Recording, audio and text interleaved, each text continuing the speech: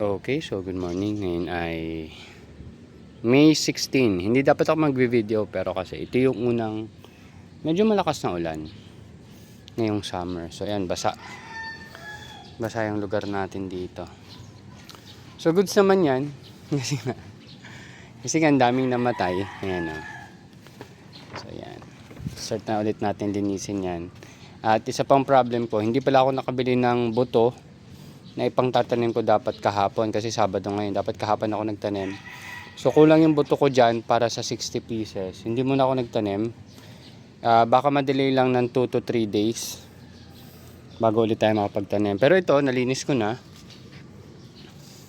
Tapos ito yung next nating setup. Actually itong unang dalawa, itong nakita nyong walang basil, ay mga buto ng basil lang nilagay ko dyan. Yung iba naman, seedlings ng basil, tapos tanglad. Ayan, lahat yan may tanglad. Tapos maliban sa tanglad, meron niyang marigold. Hindi ko lang sure kung tutubo banda doon sa dulo, yung tapat ng bottled water. Yung bottled water naman ay gagamitin natin ng, naalala nyo dati meron tayong capillary action setup kung saan yung tela ang magdadala ng tubig dun sa medium. Parang ganun gagawin natin. So yung mga bottled water na yan, walang butas yan. So lalagyan niya ng tubig, tapos may tela para yun na lang yung magdidilig dito sa parang droplet. Parang yun nga. Ano ba tawag dun? Parang drip ang style niya. Yan. Susubukan ulit natin yan. Kasi nga as much as possible, moist lagi yung lupa. So ito medyo na clear na natin. Hindi ko sure kung may paggagamitan pa ako nito mga 1.5 cases. Pwedeng gawin kasing malaking pots yan eh. Pero iniisip ko kung paano gagawin yung setup. Anyway, ito yung for harvest natin sa 22. Sa 22 pa talaga. So ilang araw pa? 6 days. So next week. So yan, yung batch na yan, dalawa agad yung namatay. At saka itong batch na to, itong part na to, nilagyan ko pa yan ng panibagong punla. Kaso talagang sigurong sobrang baba na nung oxygen level ng tubig, kaya hindi na kinaya. Kaya nag-start din tayo maggawa ng ganitong setup kasi mag-explore din tayo ng soil na lettuce. Sa soil natin siya papatubuin. Which is nagawa naman natin yung dati dito, yung kalachuchi. Nilagyan natin ng lettuce galing sa ating mga tanim. Tumubo naman ng maayos, di ba? Nakita nyo naman yon. So titingnan natin yung mga ganong options. So ito, nakailang harvest na rin ako dito sa spinach na to. Kasi ito yung panibagong batch natin ng spinach. So yan, medyo lumilinis. Hindi pala talaga malinis. Medyo nababawasan yung kalat dito, pero hindi pa lumilinis. At unti-unti nating inaayos yung setup natin. So ito, malamang kukunin ko itong malaking container na to para ilipat natin doon, kasi yan yung ganyang kalaking mga container nilalagyan natin ng pipino, ng ampalaya, yan. Tapos meron tayong mga bush beans, yung Baguio beans ba yon? Basta papakita ko na lang sa inyo pag meron na. So yung yan, tinrim ko na rin tong tanglad na to, pero kasi tatanggalin natin yan, iayusin natin. Yan. So katulad nung nangyari dun sa batch na yun, yung next batch na susundan niya is ito, which is 50% damage na rin kaagad. Ito naman yung sinundan niya, halos 50% na rin yung damage. Inaasahan ko ito mukhang box na to is negative na yung box na yan. So ayan, nag-harvest ako dito. Ito ano ba to? Kalabasa ba to? Hindi ko lang, hinahayaan ko lang silang tumubo dyan. Tapos may mga lemon basil yata to. Yan, yung mga basil. Tapos ayun, may pipino pa doon. Kung ano-ano na yun nandito. Pero yun nga, ang ginawa ko sa isang pot, merong tanglad, merong basil, tsaka marigold. Hindi ko sure kung tama yung combination na yun, pero yun na lang muna kaysa puro tanglad tayo. So ito yung mga tanglad dito, pwede ko nang i-harvest yung iba. Gawing tea or isama dun or pamigay na lang sa customers natin. Yan. Kasi sa darating na 20, may mga buyers na rin naman tayo nito. And subukan natin mag-display ulit sa mga pwesto. Pero medyo matatagalan pa. Kasi nga, ang hirap. Pero since umulan na, baka unti-unti makarecover na yung tanim natin at hindi na tayo mahirapan ulit magtanim.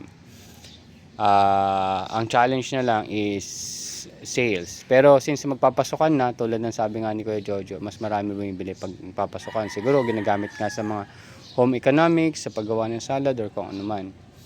So, ayun. Pero, yun nga, since nagko-convert na rin tayo, so magkakaroon tayo ng other options.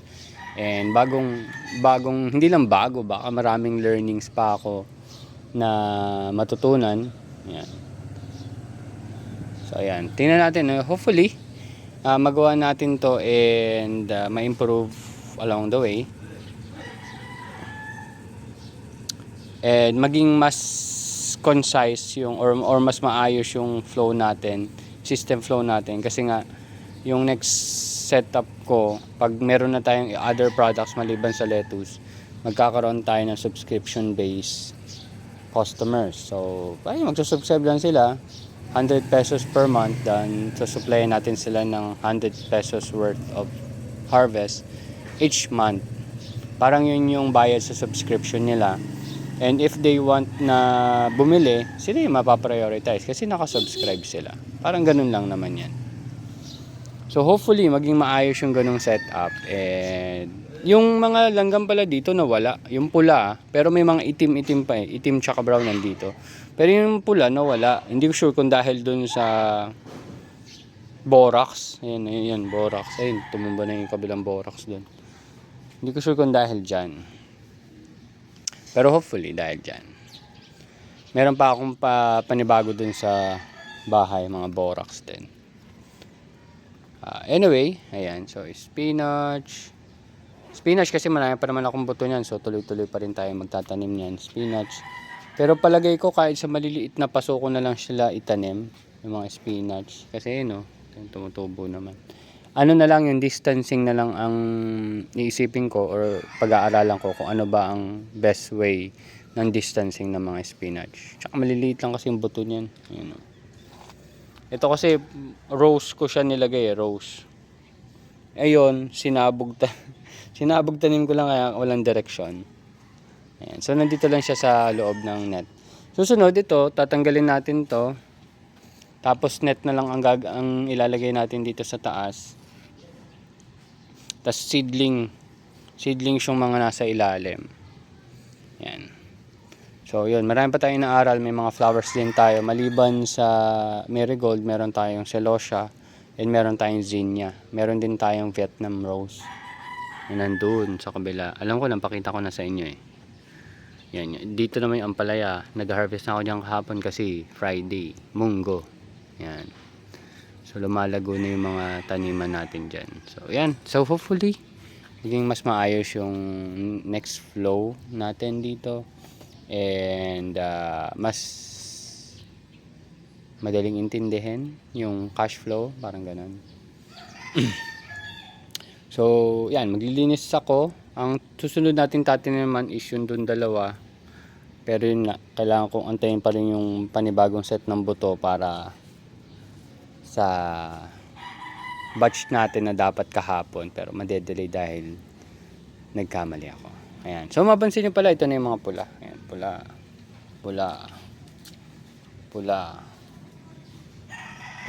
Hindi ko sure kung makakasurvive to. Parang ito yung nakikita ko hindi makakasurvive na box, pero sana makasurvive siya dahil umulan na. Ayun lang. So yan lang yung update natin dito. So after 1 or 2 months siguro makikita nyo na yung difference, and hopefully malinis ko na rin to. Pasensya na kayo and thank you very much and see you next updates mga tropa. Bye bye.